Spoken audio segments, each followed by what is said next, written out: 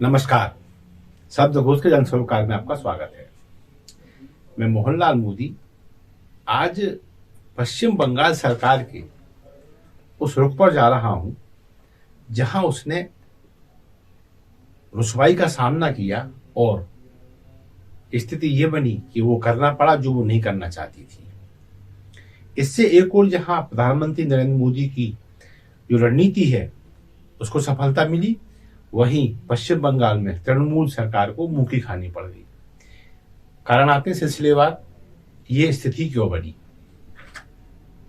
सभी जानते हैं आप, संदेश खाली का मुजरिम शेख शाहजहां अब सीबीआई की कस्टडी में आ चुका है। और ये स्थिति भी कब बनी, जब इसी सीबीआई को पश्चिम बंगाल की पुलिस ने खाली हाथ लौटा दिया था जब वो कस्टडी लेने गई हाई कोर्ट के आदेश के अनुसार। लेकिन पश्चिम बंगाल पुलिस ने सीबीआई को खाली हाथ लौटा दिया था एक दिन पहले। ये हिमाकत भी वहां की सरकार ने तब की जब सुप्रीम कोर्ट पश्चिम बंगाल सरकार को झटका दे चुकी थी। ये बता चुकी थी तत्काल सुनवाई संभव नहीं है। अच्छा, ये सब कब हुआ? जब सीबीआई के हवाले शेख शाहजहां को सौंपना पड़ गया। ये तब हुआ जब पश्चिम बंगाल की जमीन पर देश के प्रधानमंत्री नरेंद्र मोदी की मौजूदगी बनी हुई थी। एक स्थिति ये कि जब मोदी पश्चिम बंगाल में नहीं थे, तब ये वही एसआईटी है, वही पश्चिम बंगाल की पुलिस है और वही पश्चिम बंगाल की सरकार है जो शेख शाहजहां को सीबीआई के हवाले नहीं कर रही थी। और यही वो सब कुछ पूरा अमला है जो चुपचाप शेख शाहजहां को सीबीआई के हवाले करने हेतु मजबूर रहा। कब? जब प्रधानमंत्री नरेंद्र मोदी पश्चिम बंगाल की जमीन पर मौजूदगी दर्ज करा रहे थे। अब स्थिति यह है कि जब हाईकोर्ट ने ही कह दिया, पश्चिम बंगाल की हाईकोर्ट ने कह दिया एसआईटी भंग की जाए और एक ठीक दशा में जांच पश्चिम बंगाल की सरकार नहीं कर पा रही, यहाँ की पुलिस निरपेक्ष भाव से जांच नहीं कर पा रही है, उससे उम्मीद शेष नहीं रह गई है। ऐसे में इस आरोपी को शेख शाहजहां को सीबीआई के हवाले करना ही उचित रहेगा, अर्थात एसआईटी भंग की जाए और इसको एसआईटी के हत्थे से निकालकर सीबीआई को सौंप दिया जाए। लेकिन एसआईटी सीबीआई को शेख जहां ना दे, इसके लिए सरकार कहां पहुंच गई है? सुप्रीम कोर्ट में।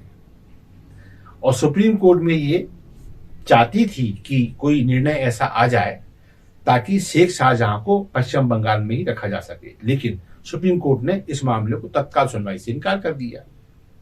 लिहाजा ये मजबूरी बन गई थी कि अब हाई कोर्ट के आदेश का पालन हो, क्योंकि जो आदेश आया था उसको पर्याप्त समय बीत चुका था।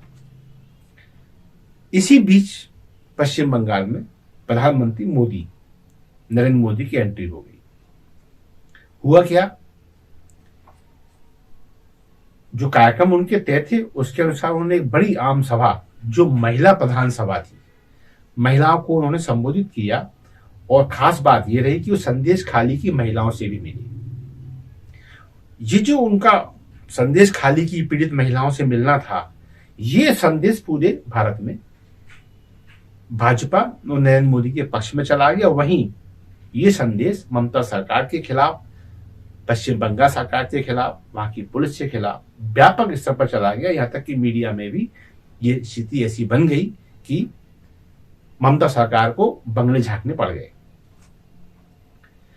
इधर उन्होंने, ये बड़ा टाइमिंग बड़ी अनोखी है कि प्रधानमंत्री नरेंद्र मोदी एक और महिलाओं को, वहां की माता बहनों को, खासकर संदेश खाली की वो महिलाएं जो बलात्कार, सामूहिक बलात्कार, अपहरण आदि वारदातों से पीड़ित थी, आरोपी का कुछ नहीं बिगाड़ पा रही थी। वो महिलाओं को मोदी की ओर से कमिटमेंट मिल रहा था, घबराओ मत, एक भी अत्याचारी बचेगा नहीं, ये जिस जगह के लायक है ये उस जगह पहुंचाए जाएंगे। ये आश्वासन मंच से मोदी जी द्वारा महिलाओं को किया जा रहा था। इससे क्या हुआ कि वहां की पुलिस, सरकार, एसआईटी जो कुछ है, स्वयं मुख्यमंत्री ममता बनर्जी राष्ट्रीय स्तर पर एक्सपोज हुई।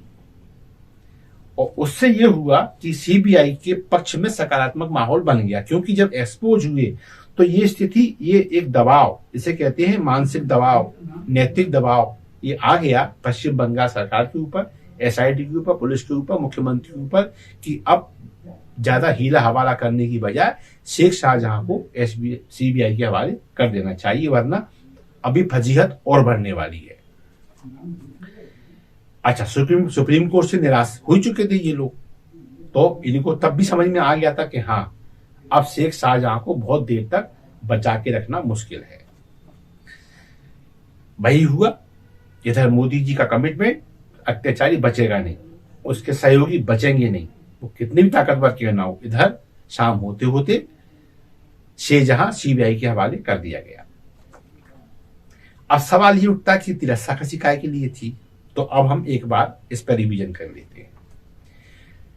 शेख शाहजहां, मुख्यमंत्री ममता बनर्जी और उनके भतीजे अभिषेक बनर्जी का बिल्कुल नाक का बाल बताया जाता है। और शेख शाहजहां का जो पूरा अमला है, और इसमें 2-3 नाम और भी आए थे, ये सरकार की धौंस देकर अपने रुतबे का लाभ उठाकर जितना अत्याचार कर सकते थे उतना संदेश खाली समेत 24 परगना में ये कहर बरपा रहे थे। इस शेख शाहजहां पर और उसके गुर्गों पर आरोप था कि कोरोना काल में जब केंद्र सरकार की ओर से गरीबों के लिए राशन की व्यवस्था की गई, तो ये शेख शाहजहां और उसके गुर्गे वो सारा राशन पचा गए। चूंकि सरकार का संरक्षण था, सुनवाई जनता की हुई नहीं, लिहाजा ये पूरा करोड़ों रुपए का राशन गरीबों का खुर्द-बुर्द हो गया। ईडी के पास जब ये चीज पहुंची कि शेख शाहजहां और उसके गुर्गों ने ये सब किया है, तो वो टीम पश्चिम बंगाल पहुंच गई। छापे मारने की प्रक्रिया शुरू की थी कि इसी शेख शाहजहां के गुर्गों ने ईडी टीम पर हमला कर। देखिए, आप दुस्साहस देखिए, एक आम आदमी, एक साधारण क्रिमिनल जिसका कोई राजनीति में गॉडफादर ना हो, सरकार में गॉडफादर ना हो, वो इतनी हिम्मत नहीं कर सकता कि ईडी पे हमला कर दे। लेकिन इसने किया, क्यों? क्योंकि इसे मालूम था पीछे मुख्यमंत्री है, भतीजा अभिषेक बनर्जी है, पश्चिम बंगाल की सरकार है, पूरी पुलिस पीछे संरक्षण दे रही है। इसी कारण इसकी हिम्मत पड़ी कि इसने ईडी जैसी संस्था पर हमला कर दिया। और ऐसा वैसा नहीं, गाड़ियां तोड़ दी, चकनाचूर कर दी, खून बह रहा था ईडी के अधिकारियों के सिर से, फटे हुए सिर थे, जो कपड़े बांधे गए वो कपड़े तक खून से लथपथ हो गए थे। इतना दुस्साहस था इस शेख शाहजहां का। इस पे आरोप कौन कौन से थे?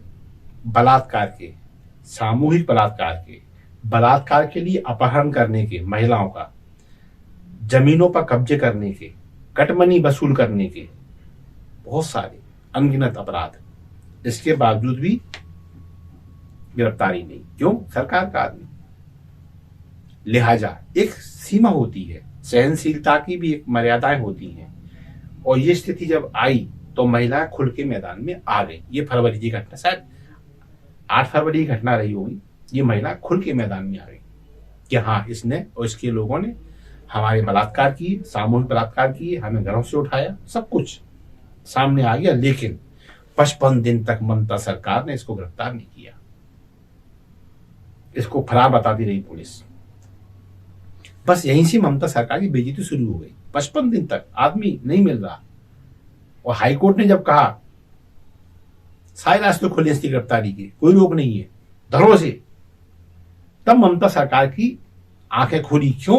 कि यदि पुलिस गिरफ्तार नहीं करती पश्चिम बंगाल की, तो उसको सीबीआई उठा के ले जाती, इसको ईडी उठा के ले जाती। और यदि ये सीबीआई के हाथ पड़ जाता तो फिर ममता सरकार के लिए खतरा, बिल्कुल क्लियर खतरा था। खतरा क्यों था? कि हो सकता है 3rd डिग्री के चपेट में आके ये सब उगल दे कि किस किस का संरक्षण था, कहाँ कहाँ कटमनी का हिस्सा जा रहा था, राशन घोटाले में किस किस को ऊपर तक हिस्सा गया। तो और यही कारण था 55 दिन तक जो बचाया गया है, इसे पूरा प्रयास किया गया कि ये गिरफ्त में ना आए।